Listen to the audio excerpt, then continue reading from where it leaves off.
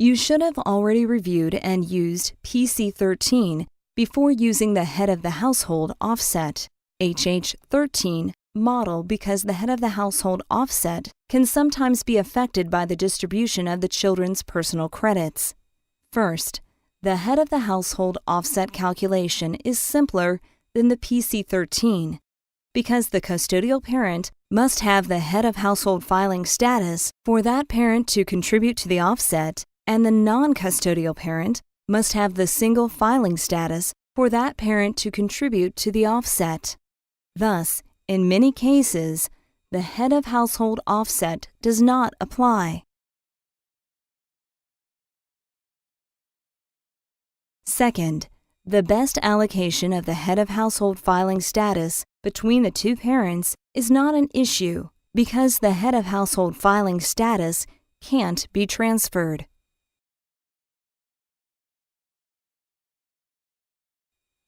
Third, this report examines the income tax differences for both parents filing first as head of household and then as single with no change in the allocation of the personal credits. This variation between the head of household and single filing statutes is small enough so that in most cases, the PC13 allocation has a bigger impact. Except for the last example. All of them have 3 personal exemptions and 2 child tax credits from the parent's children. Since only one child need qualify a parent for the head of household status, why should there be a concern with the exact number of personal exemptions and child tax credits? It just so happens that the number of personal exemptions and child tax credits affect the actual tax calculations for the head of household offset, so that information is needed for the most accurate results. Fourth, the earned income credit is ignored again, primarily for historic reasons in the guidelines.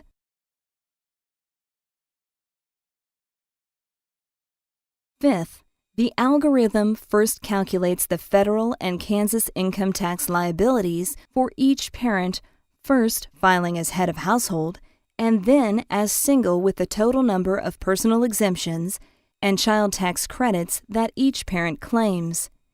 It then averages these values for each parent to determine the combined tax liabilities if the head of household and single filing statuses were alternated. Then the tax gain for the custodial parent always filing as head of household as opposed to alternating between head of household and single is determined and then reported at the bottom of the form for the custodial parent in column 1.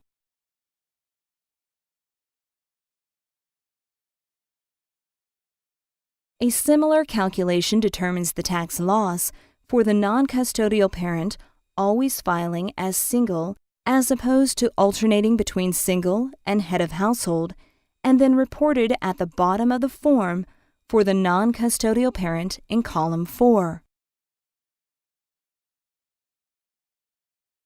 The actual head of household offset is a reduction in child support of half of the custodial parent's gain in going from alternating the head of household and single filing statuses to always filing as head of household, plus half of the non-custodial parent's loss in going from alternating the head of household and single filing statuses to always filing as single. This formula means that if the custodial parent doesn't qualify for the head of household offset, then the non-custodial parent's loss is still recognized if that parent has the single filing status.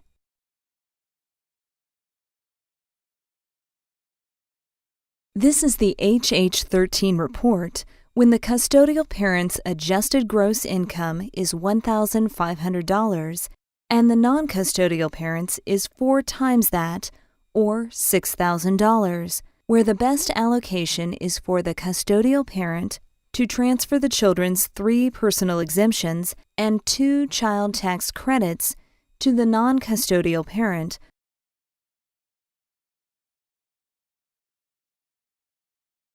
Note that the federal and Kansas adjusted gross incomes are the same for each parent, but the non-custodial parent has the 3 personal exemptions and 2 child tax credits.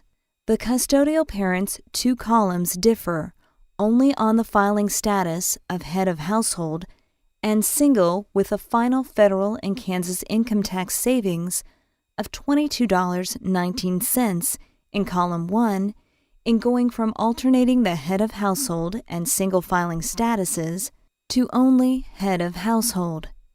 Similarly, the non-custodial parent has an income tax loss of $101.17 in column 4 in going from alternating the head of household and single statuses to only single. Thus, the offset is half times $22.19 plus half times $101.17 or $61.68.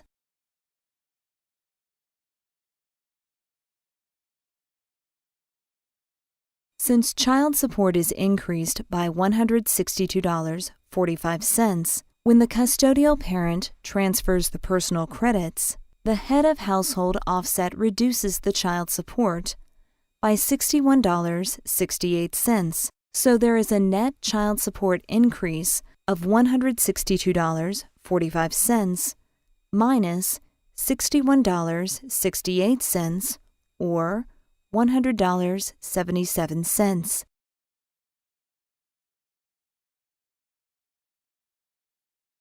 Here is the HH13 for this case of no transfer, where the offset is now $56.73 rather than $61.68. This small difference arises because the custodial parent's savings for always being head of household rather than alternating is $7.50 rather than $22.19 for the previous example, and the non-custodial parent's corresponding loss is $105.96 rather than $101.17 for the previous example. This means that if there is no transfer, then child support decreases by an additional $56.73 from the head of household offset for a net child support decrease of $494.70.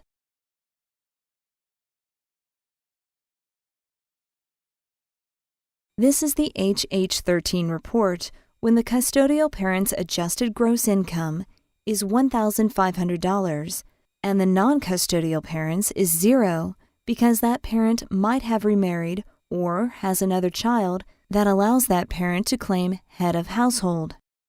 Thus, the non-custodial parent's income is $0 for the head of household offset calculation, even as that parent still claims all the children's personal credits. The head of household offset is $11.09. All comes from half of the custodial parent's gain of $22.19 in column 1 in going from alternating the head of household and single filing statuses to always filing as head of household.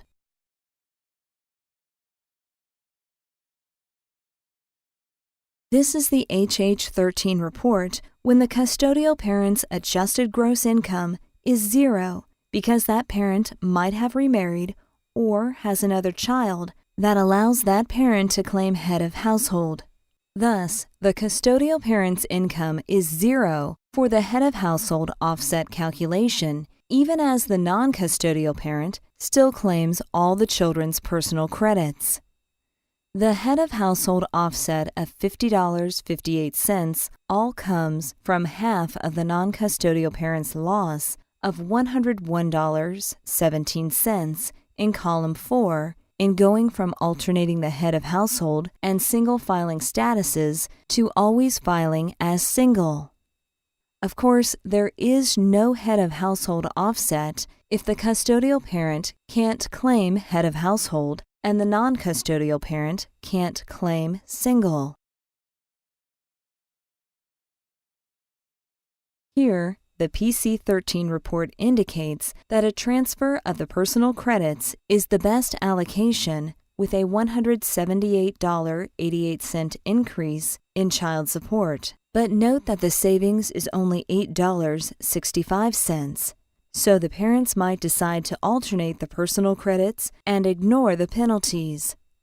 That is clearly acceptable, but this time the head of household offset is a little bit more complicated. First, note that the HH13 module is independent of the best allocation of the personal credits as determined by the PC13 module.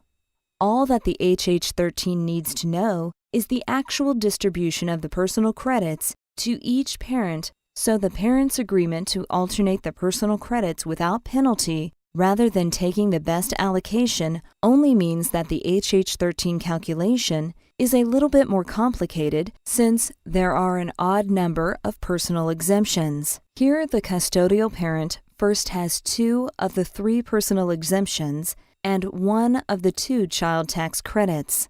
The head of household offset is $43.15.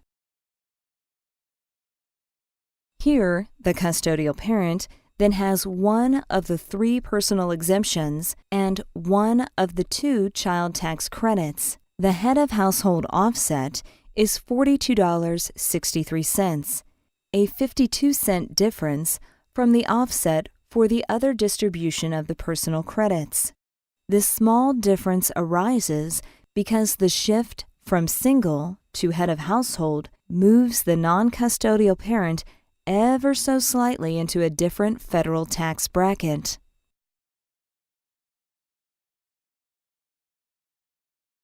Thus, it is always safer to perform 2 head of household offset calculations if there is an odd personal exemption or child tax credit, although in most cases where the PC13 module has alternation as the best allocation, the different head of household offsets are very close.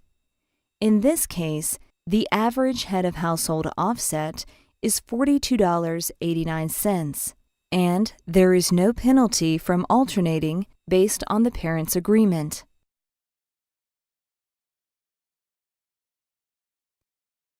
This last example has the custodial parent with federal adjusted gross income of $6,789.01 and Kansas adjusted gross income of $1,234.56.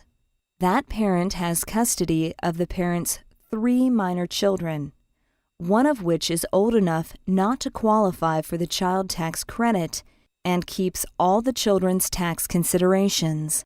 The non-custodial parent lives in Texas with a federal adjusted gross income of $2,896.20 and no state income tax.